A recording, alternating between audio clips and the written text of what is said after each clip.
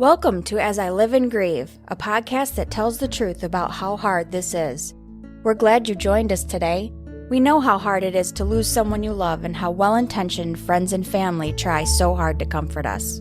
We created this podcast to provide you with comfort, knowledge, and support. We are grief advocates, not professionals, not licensed therapists. We are you.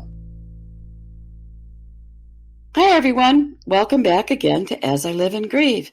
It's been another week, hasn't it? I hope everyone's been well.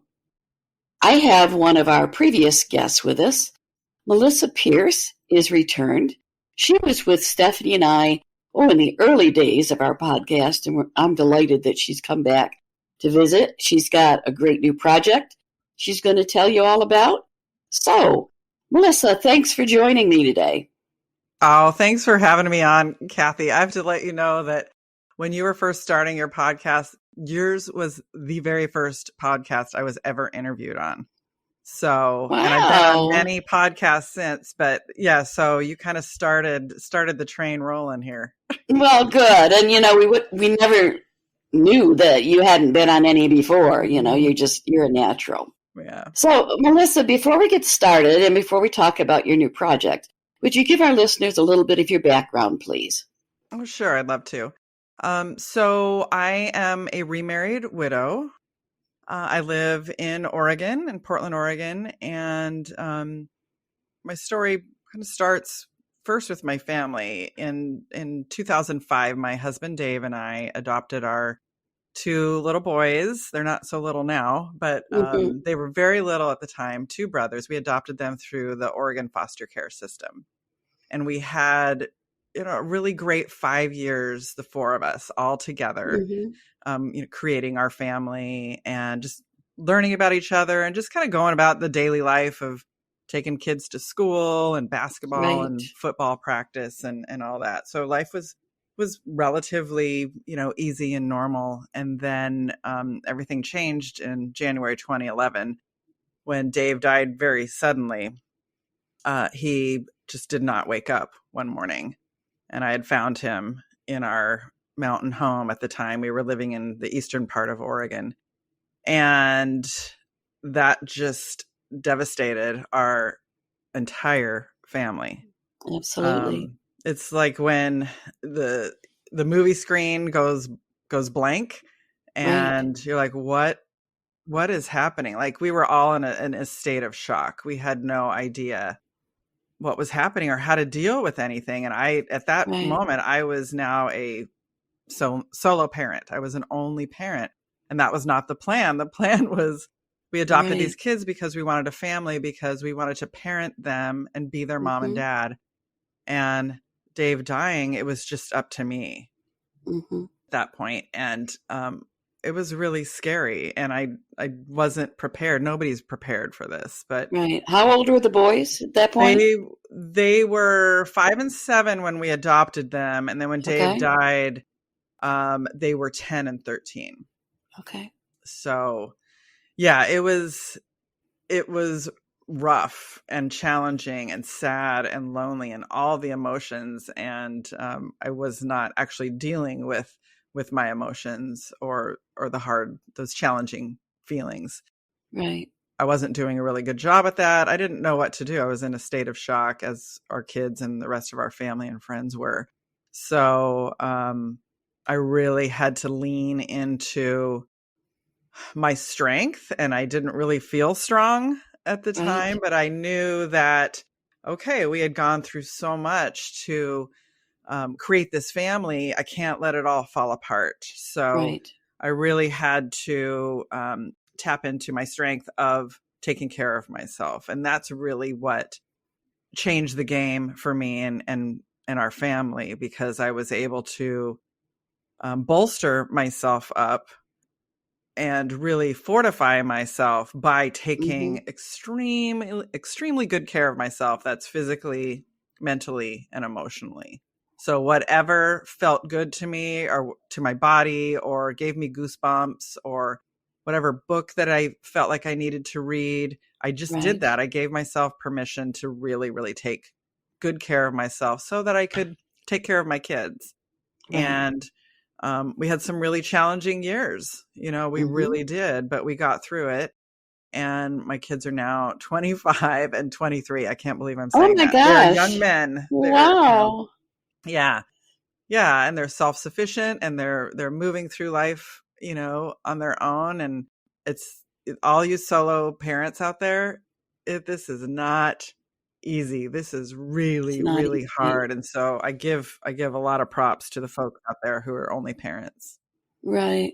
And in Yeah. dealing with your own grief, you also had to help your two sons Mm-hmm. deal with their grief Right. because I'm sure this really devastated them as well. Right. Oh, for sure. And I felt like I kind of had to model what moving through grief looked like, because for the first several months I was in shock and actually not believing that he Mm-hmm. died. Yeah. Like, even though I'd seen him in the funeral home and my mind knew that he had died, part of me was like, no, he's coming back. And that eventually I was not dealing with my grief at Right. all. I was pushing it all away, and I was dealing with all the business of death, Right. which is creating a will and Uh-huh. moving through probate and getting all the accounts shut down, all that kind of business part of it, Right. and not dealing with my emotions. And then grief will catch up with you whether you Yes, it like it will. or not. Yes, it will. Yeah. So, and then I started to kind of stuff my feelings and using, like alcohol Mm-hmm. and to numb myself. Mm-hmm. And, that catches up with you too. And I didn't feel like I was the best parent, Right. at that point. Right. So I'm like, okay, let's And then just, that just added more emotions, Mhm. the guilt and judgment and Yeah. everything like that on. And the Sure. shame and all that. Sure. So I'm like, let's just stop this right now. Like, Uh-huh. I need to deal with my emotions so that I could kind of model for my kids, like, it's okay to feel sad, to cry, to be Mm-hmm. angry, to feel, lonely and all that. Like, it's okay. This is normal.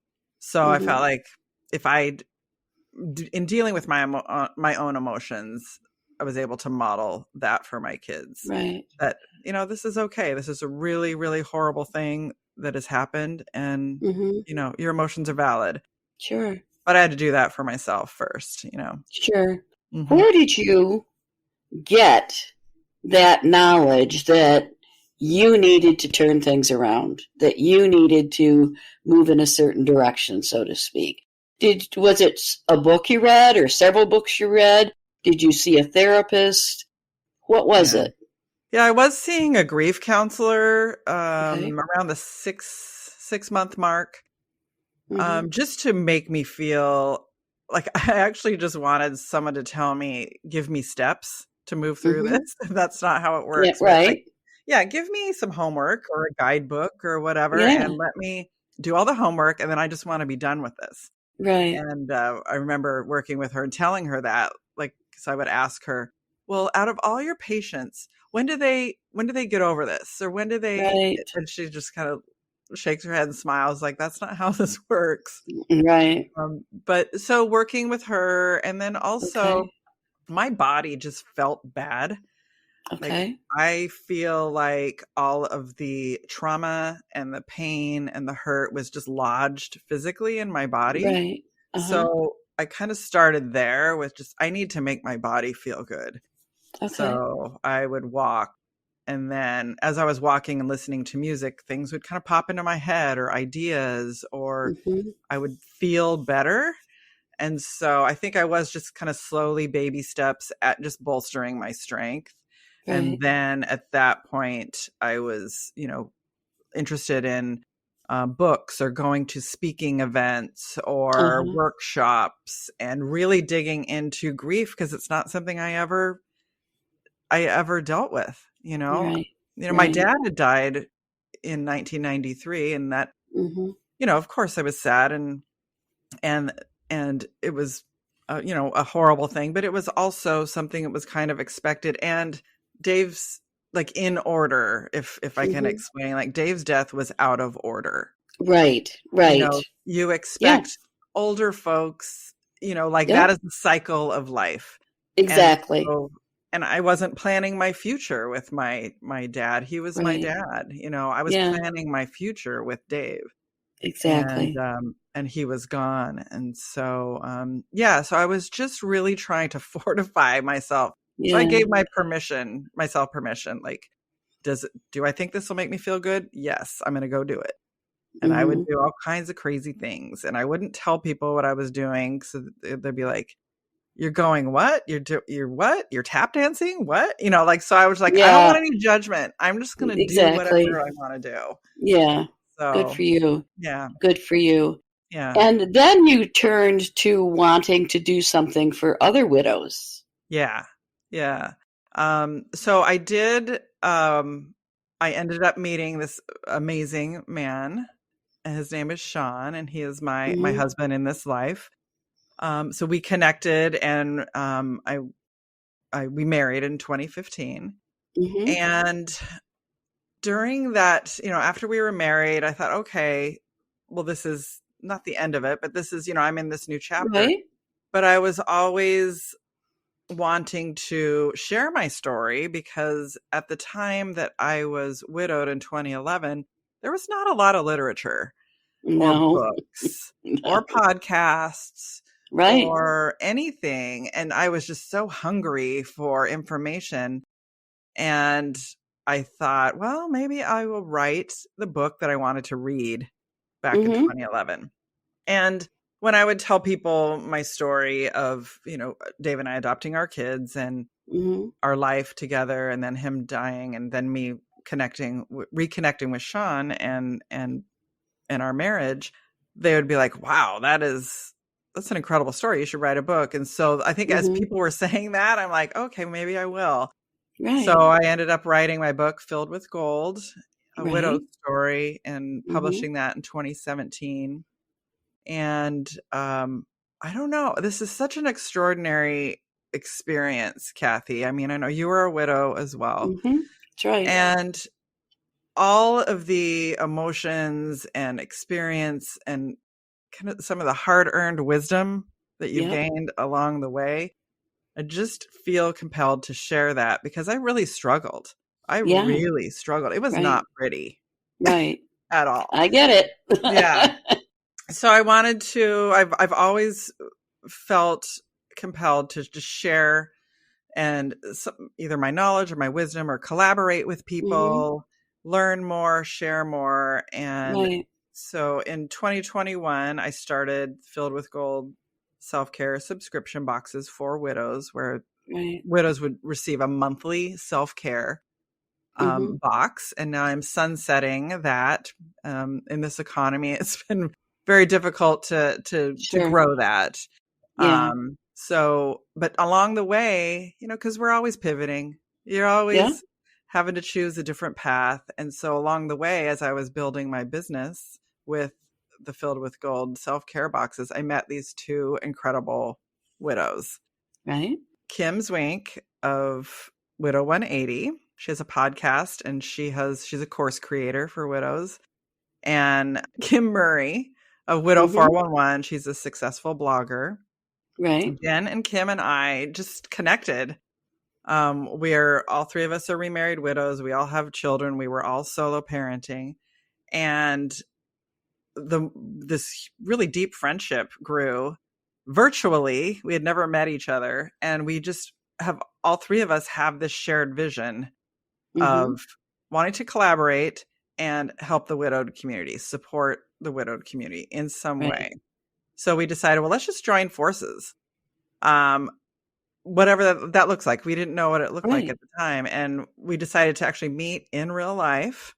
Hmm. So last summer, we met in Louisiana, where Jen has her home, and we met for a weekend, and we had the best time. And we came up with, let's create a membership for widows that's outside of Facebook, Right. as social media, as we know, sometimes can be a safe place, and sometimes it Sometimes can't. not. Yep. And there's a lot of noise there. So we're like, how do we Right. do this? So we created a widow membership Hmm. called the Widow Squad.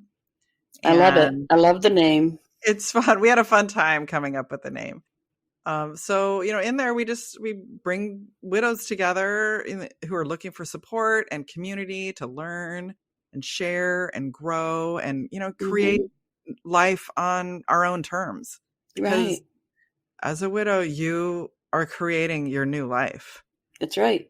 And it can be kind of scary. And, it can be very lonely, incredibly lonely. And you feel like you're the only one moving through this, and you're not. Right. So we're trying to bring together, and we are bringing together widows. We meet weekly, virtually, every week.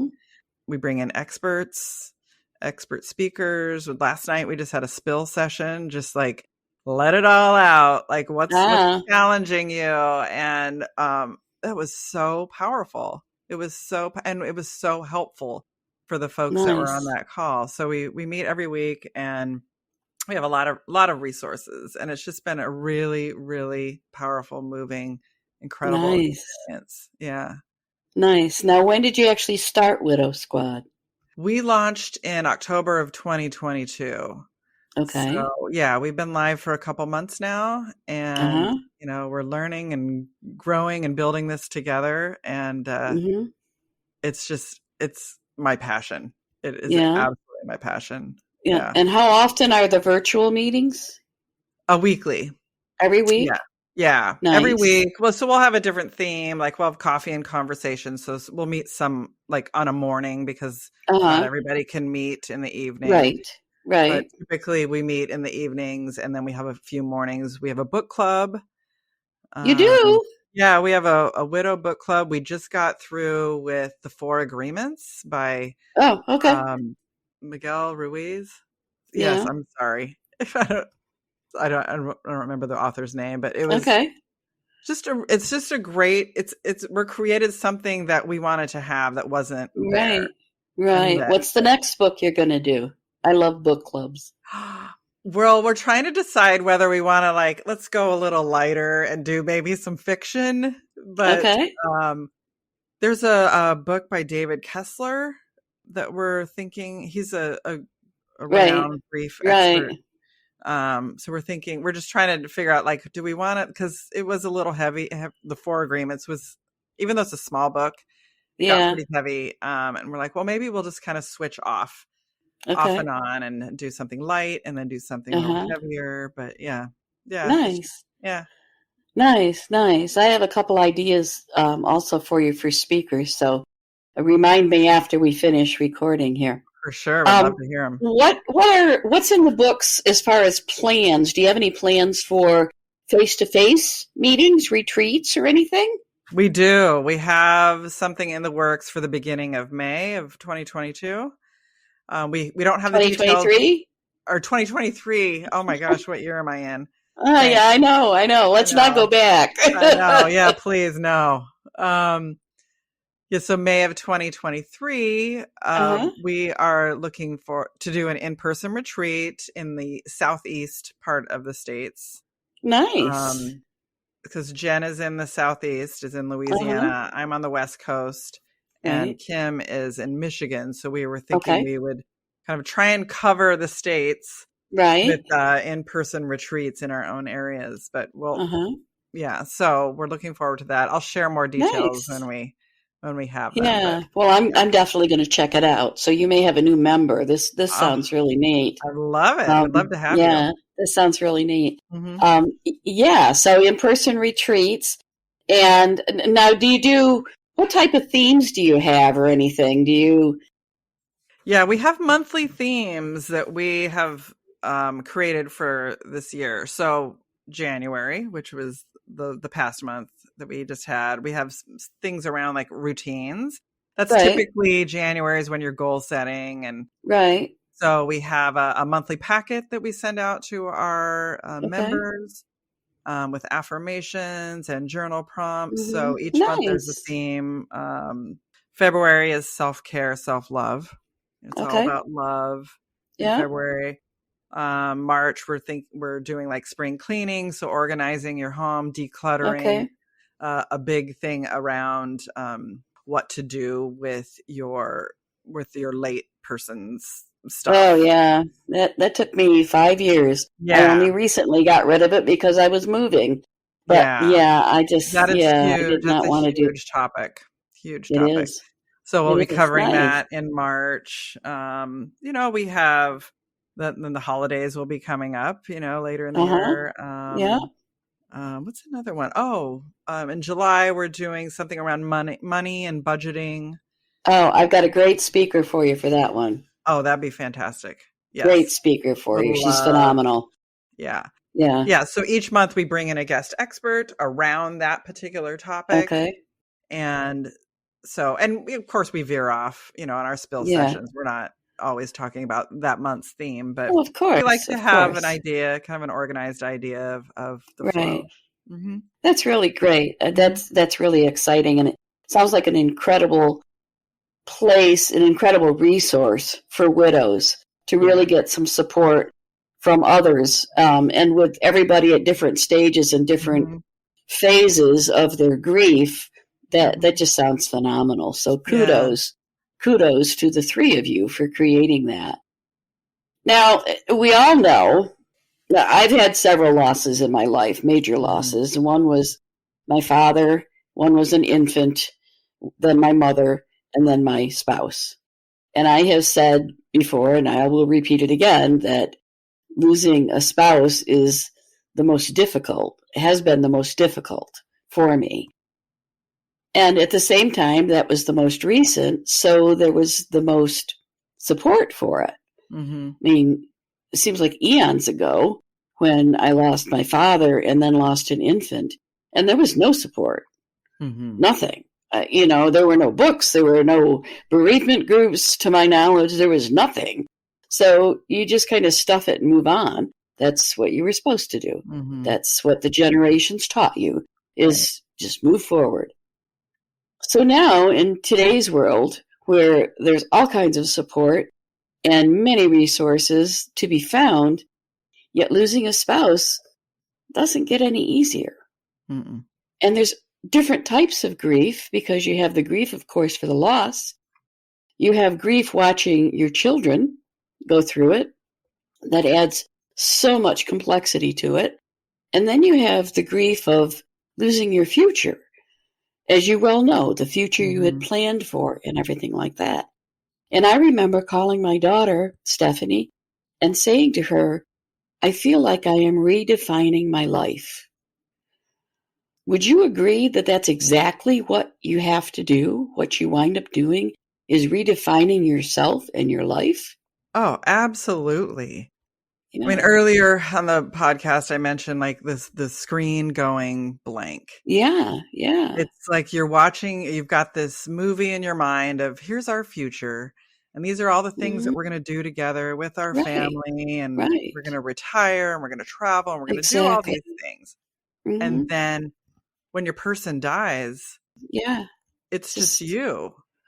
yeah. Those dreams, plans, they're gone. Right. And it's a really scary place to be because you're like, oh, I do have to redefine my life. I have to figure Right. out what do I want? Not what Yeah. do we want? There's no we Yeah. anymore. What do I Right. want in this life?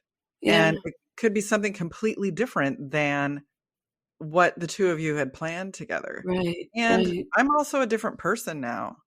Right. Like, I am too. yeah, I'm a I completely am different too. person now. I mean, I still look the same. I still talk the Mhm. same. But my thoughts and my values and my Mhm. feelings have changed, Mhm. and it forces you to, and you can accept that Yeah. and you can move forward with it, or you cannot. And I think the folks who are not, I feel so much compassion Right. towards those folks, but you really have to, I mean, life moves forward, whether you like it or not. It And does. so It if you does. have tools and support and compassionate people and cheerleaders Mm. and folks who are maybe like a step or two ahead on this journey Right. to Right. guide you and pull you Right. and lend a helping hand and pull you up. Mhm. I Yeah. mean, I am one of those people. And whether I liked it or not, that's just who I am. That's what I took on Right. this journey. I'm going to be one of those people that's going to Yep. help folks because I know what it's like to be in that much pain and feel that much loneliness and feel like, Absolutely. what's next? I have no idea. Yeah, you have no idea. And there are moments that you just cannot summon the energy to care, Mm-mm. even. No. You are just weighed down by so many emotions. And even if somebody put a pencil in your hand and said, write down all the emotions you're experiencing, I don't think someone in that depth of grief could really do it because it's just so overwhelming. Right. You're drowning in emotions, Yeah. and it takes a while for things to sort out. There are some things you can kind of do to help that, but the motivation, the energy is, boy, if somebody could figure out a way to help you reach way, way, way down deep in you and pull that motivation out, it would help so many people. Yeah. So sometimes you just have to be patient with yourself Yeah. and know that that's eventually it will surface. The number one Yeah, piece of advice is take care of yourself. right, Like, be right. so kind and gentle with yourself. You're Yeah, moving through yeah, incredibly hard things, incredibly challenging things yeah, that you've never moved through in your entire life. So be exactly. so gentle. And I think it's also in the way we talk to ourselves in our heads, Mm-hmm, just the mm-hmm. words that we use to ourselves. But it's so true, Kathy. Yeah, yeah. When you can't even write your own name or, Oh, like you are just so deep down no, in the you can't dark write a hole. check to pay the Yeah. mortgage, Yeah. Just you be know? super kind to yourself, rest, drink water. I mean, just really, some of these simple things. You have to Yeah, bolster yourself. You have to build up your strength in yeah, order to process emotions. Yeah. absolutely. hmm You have to take time for yourself. Yeah. And that's always hard for women Yeah. to carve time out of your busy schedule and take a little bit of time for yourself. That's Oh. probably one of the most difficult things we can do. So if you have children, sons and daughters, hmm teach them that. hmm Make that one of the things you share with them, that they have to take some time to take care of themselves. Let that be one of the gifts that you give them, is that knowledge. Hopefully it'll make a difference in generations to come. Yes. Well, sadly, Melissa, our time is growing short, as it What? always does. I We could talk know, all I day, know. We could Kathy. talk all day. We could, and maybe we should one day. We should, Right. have a different virtual session. At any Right. rate, before I sign off and everything, I want to turn the microphone over to you, Melissa, and I want you to tell everybody again how they can find the Widow Squad, how they can get your book. Of course, we'll have those things in the podcast notes as well and on our website. But for those listening, I want them to hear it straight from you. So go right ahead. It's your turn. Oh, thanks, Kathy. And I've really loved chatting with you again. So let's do it again soon. Absolutely. So yeah, I would just love to see folks join up the Widow Squad. It is a place where we're coming together and we're learning and we're growing and we're sharing and we're creating that life on our own terms because it's what we have to do. Maybe you're thinking your feelings aren't normal or that emotions are problems and you lack the confidence to do new things. This is a place where you're going to get that confidence and get that support and get that compassion and get that camaraderie and friendships. People who really get what you're moving through. You can figure out how to lead a productive life while you're grieving and lean into your personal strengths because you have them. So if you want to move forward, even when things are uncertain, I'd love to have you come see what it's like in the Widow Squad. It's widowsquad.com. Check us out. If you feel like reading a little bit about my story or knowing a little bit more about me, my book is Filled with Gold, A Widow's Story, and that's available on Amazon. It is indeed. Well, listeners, I don't know about you, but I'm going to check out widowsquad.com because it sounds like not only a supportive place, it sounds like a fun place to go. It is And I fun. don't We know about laugh, we you, cry, we do I all the could things. always use more friends. And what would be better than to have friends that have been through or are going through exactly what I'm going through? We can help each other. So I think we should definitely. Melissa, thank you so much for being here today. I do love talking with you. And I remember with your last appearance when you were talking about gold and we got talking about kintsugi.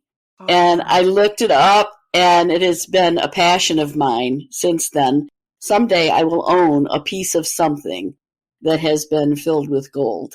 And it's because you kind of first put that thought in my head, that something that normally would get tossed out or set aside because it's cracked and broken, it's a Japanese, I believe, custom, to instead get an adhesive with gold and actually fill the cracks with gold and turn that cracked item that was destined for the trash, turn it into a thing of beauty. So remember Melissa, remember Filled with Gold, and go check out the Widow Squad. Until next week, listeners, as always, we hope you come back. We hope you've gotten a little bit out of today's message. Take care of yourself, and we'll catch you next time as we all continue to live and grieve. Thank you so much for listening with us today. Do you have a topic that you'd like us to cover, or do you have a question from one of our episodes? Please email us at info@asiliveandgrieve.com and let us know. We hope you will find a moment to leave a review, send an email, and share with others. Join us next time as we continue to live and grieve together.